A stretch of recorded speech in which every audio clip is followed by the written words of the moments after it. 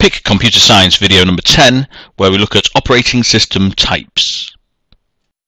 So what is it we need to know about OS types for our exam? Well, we all probably know different makes of operating system, such as Microsoft Windows, Linux, Apple Mac, to name a few. Well, it isn't those that we need to know about for the exam. The different types of operating system you need to know about for the exam are multitasking, multi-user, distributed, embedded, and real-time, and more on this throughout this video.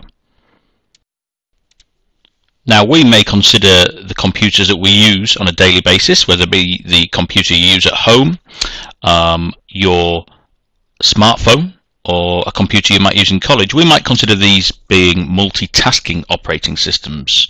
Called multitasking because the computer can work on lots of different programs at once. As per this screenshot, so we can see at the bottom, there are lots of different programs loaded up into the computer's memory. Traditionally, personal computers would have one single processor, one CPU, and the processing power of that CPU would be divided up amongst the different programs that needed to use it. Typically now, most modern personal computers have multiple processors, multi-core CPUs. As per this diagram, this one's got two. But even with the two brains there, the two processors in this computer, there are more programs that need processing power than there is cores, so we still need a multitasking operating system to be able to divide up processing time amongst the different programs. So what are the key things that we need to know about multitasking operating systems ready for our exam?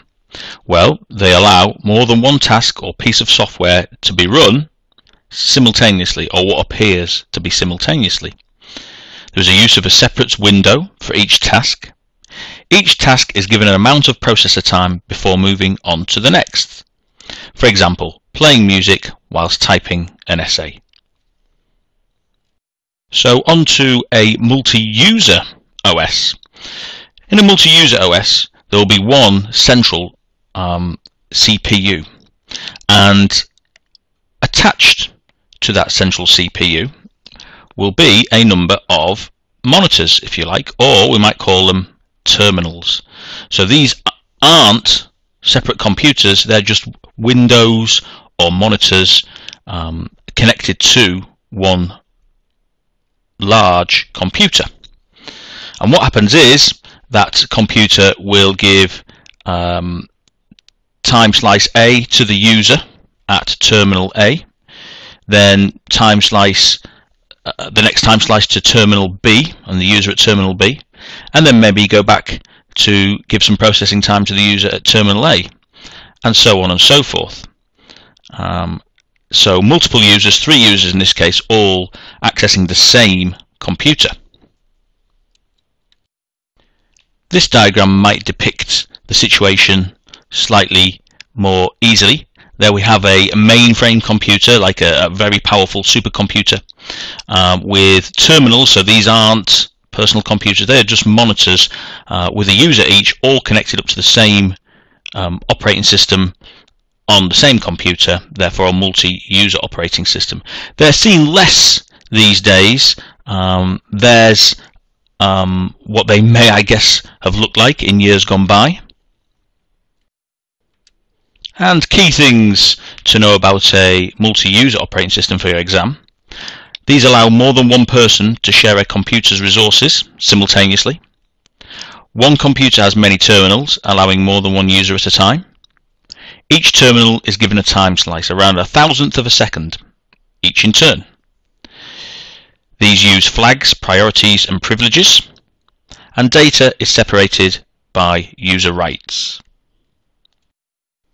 Examples of the use of multi-user operating systems might be found in a mainframe computer, as we just talked about, and possibly even in a supermarket checkout system where each till is a terminal linked up to a main CPU. A distributed operating system might be one where one computer may do some of its own processing, but may offload some of its processing to other computers. So it doesn't do all of its own work. It contracts out, if you like, some of its processing jobs to other computers on the same network. This is more likely to look something like this, where it is a PC that might do some of its own processing, but allows servers connected on the same network to do some processing for it. Particularly when we bear in mind that a server is likely to have much more processing power than a normal PC. And in there somewhere might be some sort of load balancer within the distributed operating system that manages that allocation of processing. Key things about a distributed operating system for an exam: these allow software and data to be distributed around a network. For example, a word processing software stored on a computer's hard drive, whilst work files might be stored on a server. Next, embedded operating system. Most of the household pieces of machinery that we use on a day-to-day basis use an embedded operating system for us to be able to run them. So examples shown here might be your electronic program guide in your TV set.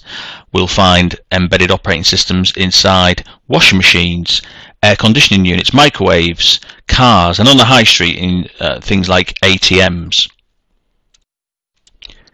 Key points for the exam: embedded operating systems run on embedded systems, devices such as TV sets, cars, washing machines, ATMs, specifically designed for the device on which they run. Designed efficiently, only have to do one job, so no need for multitasking, and operate on low-powered CPUs with little RAM. Finally, real-time operating systems.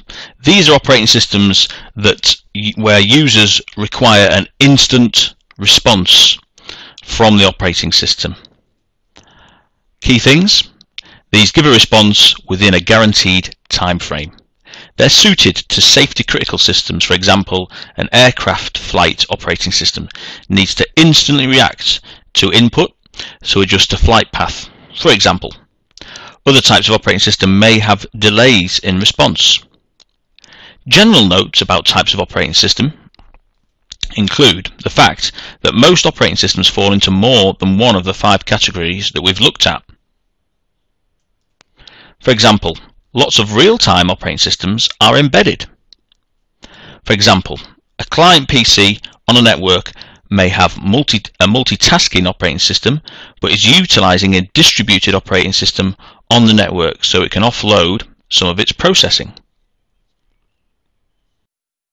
So what we're saying is that most operating systems that we use fall into more than one of those types of operating system. There's blurred lines and lots of overlap. If you're interested in any further reading, you could look at the excellent teachict.com website or an equivalent and look into some of the more legacy type of operating system that might not exist much these days, such as single user, single application, single user multitasking, and even batch operating systems, which aren't on the specification of this A level, but were on the last one. That's it on operating systems for now. See you later.